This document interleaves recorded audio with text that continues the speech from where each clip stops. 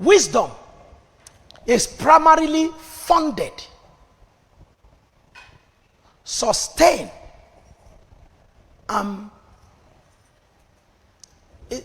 wisdom is primarily funded, sustained, and made ever more productive and profitable by only the fear of God. I don't want you to ever forget. That's the reason why do not take wisdom from anybody. That their wisdom is not rooted in the fear of God. Don't go too much in it. Don't go too much in academic intelligence, business intelligence, and all of those whatever. Don't go too much. Get at it a little bit on the surface. Jack yourself back to the fear of God.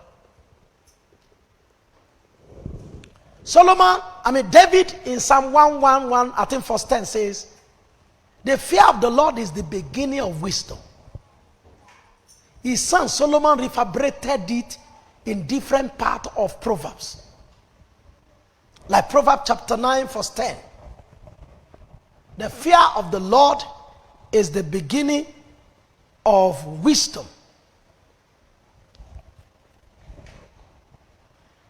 The fear of the Lord is the beginning of wisdom, and the knowledge of the holy is understanding. Real wisdom, because here Solomon talks about sound wisdom. Another translation calls it sound judgment. Is primarily funded by the fear of God. Primarily funded, sustained, made productive and profitable evermore by the fear of God.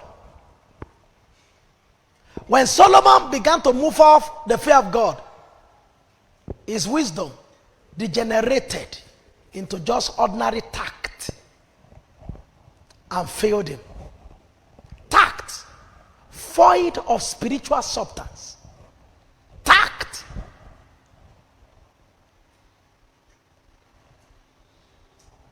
Before, he was adding 2 plus 2. He was getting 16. Because Paul plant, Apollo waters, God gives increase. Now, he's adding 2 plus 2.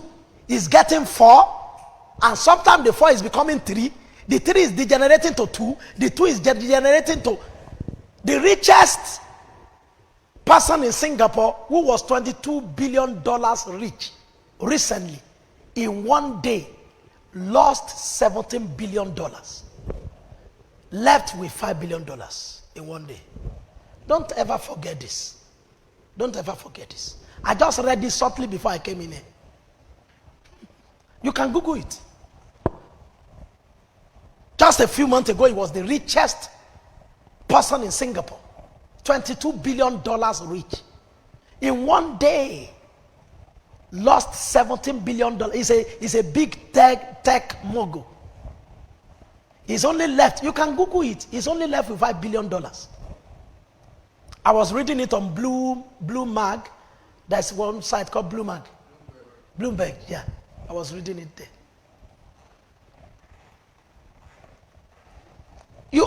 I don't think you understand the meaning of this. From $22 billion to $5 billion. Somebody wrote, one Nigerian person came there and wrote, he said, if I were him, I'll go and enjoy myself with the rest $5 billion. Before something takes it. He said, I'll just start traveling around and forget about technology. Because the evil spirit that had $17 billion. Those are the monies you are. Money certainly spring themselves wings and fly towards heaven as eagles. That's why the Bible says, labor not to be rich. Don't forget, cease from thy own wisdom. It's not telling us not to be diligent. He said, put your focus on God. That is the only, it is only the blessing of God that makes rich and add no sorrow. Don't put all your attention is I want to gather riches. I just want to be rich. And you are reading all books and whatever. Just focus on God and let him drive you. Can I say eventually, riches are a gift from God.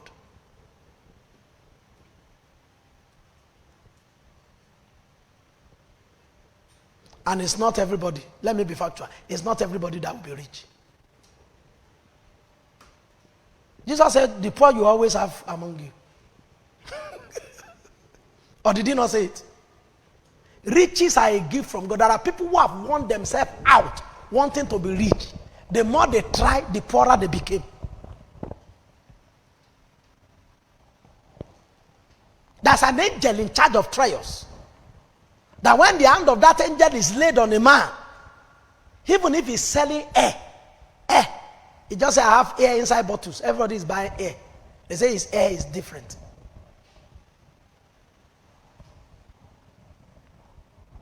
Do you see these shoes that I'm wearing?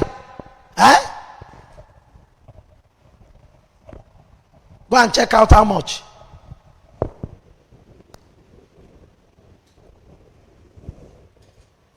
In some places, you find it for $3,500.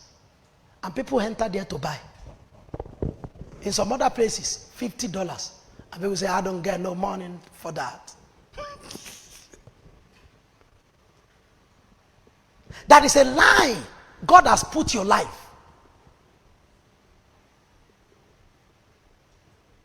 That is a particular line God has put your destiny. That is what to discover. That is why always look back to whatever produces the fear of God in your relationship with anybody.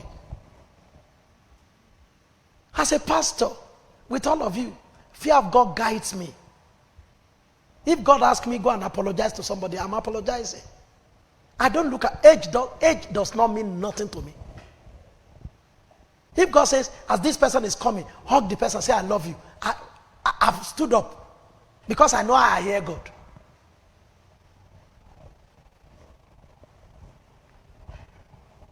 I didn't know anything was happening with a particular couple yesterday. As I was driving home, God told me, look for them. Go and talk with them. And I was actually genuinely going home to go and have fellowship with my wife and children. And as I began to talk, I discovered things.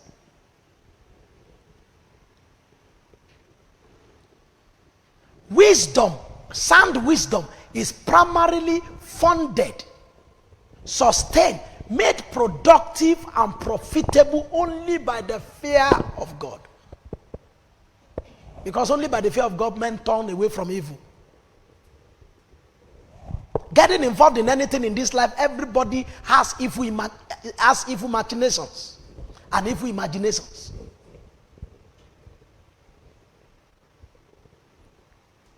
You never even know what a guy is planning. Because he who trusts his heart is a fool.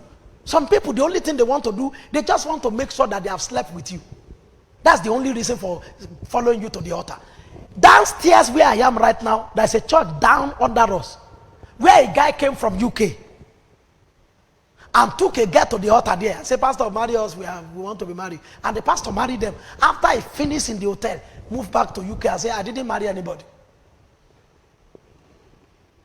The sister was like that for a number of years, where everybody was rejecting her in that she is married before. Because the pastor has now moved to US and said, I married her to somebody else. And the person just moved out. One of our sisters before, somebody came, he said, I'm an evangelist, I'm on television, I'm on this, I'm on this. Just to be able to take the sister to hotel. After I finished with the sister, one day I went to pick the sister to come to the church. Say, Pastor, be praying for me, I'm feeling fear. I said, what is fear? He didn't know that another person within the church has told me that fiancé came from London. The reason why she didn't come to church this Sunday is that they are in the hotel. Don't you know that you have even failed on the premise of the fear of God? You have failed. All of you see that my mother-in-law came. We missed any service. Somebody will say, it's my father-in-law that came, I can't come to the service. Sorry, Pastor. Some of you will say, my younger sister came, I can't go anywhere. We were coming, I was tired. I said, Mommy, prayer is going on, we go there. The following morning, evangelism, I say, oh, you want to sleep in the house, Mommy? I say, no. We are in evangelism. You meet me inside this thing, that's where Sometimes he will tell me, I don't know when to call you guys because your program is round the clock. I said, that is, if you call, I can call back if the clock is not busy. He said, be occupied till I come. And I've not even started. I'm just preparing for God to use me. I've not even started programs. But don't worry, it doesn't have to do with you. God will be supplying people who do different aspects. Don't worry. Like now, race weeks are going on. Evangelism is the best. From early in the morning. We tracked 10,000 tracts where we have our own kiosk and giving to people. I'm talking, oh, come to Jesus, he saves you, with my face like this. He saves you. You know, one way, one kind. Some people will come to me. We have sweet, we give to them. We don't. If they say we cannot put kiosk, they cannot ban walking around. Because everybody has, you can walk. We have freedom of walking. And freedom of talking to friends. And giving friend tract. And even if police catch you, what is police? Police is human being. He has wife, he has children. He's a normal human being. He write, what were you doing? We were preaching. The same thing that St. Patrick did. This is what we're doing.